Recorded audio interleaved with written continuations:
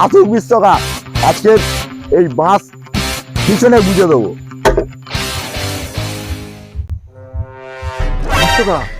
সুমন দাঁড়িয়ে আছে ওখানে।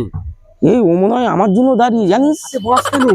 আরে কালকে ওর মাকে আর বাবাকে বলেছি সুমন গাঁজা খায়, সুমন মদ খায়, সুমন বিড়ি খায়।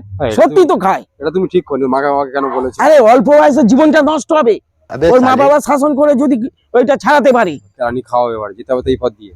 চলো আমি দেখি, আমি যদি কোনো কিছু ব্যবস্থা করতে পারি বুঝি রজিয়ে। হ্যাঁ চলো। মারার আগে ঠেকিয়ে দিস। ভাইপো তুই একটু ম্যানেজ কর, আমার ভয় লাগছে। ও খ্যাপা মানুষ। কি হয়েছে, পাশ দিয়ে কেন ভাই? আরে কালকে আমি হচ্ছে বিশ্বকাপ আমার মাকে বলেছে যে আমি গাঁজা খাই, মদ খাই, তাই এই বাঁশটা আমি পেছনে ঢুকিয়ে দেবো। নাম করিস না। আর তোমারও বলি আরি, তুমি কেন কথা বলতে গেছো?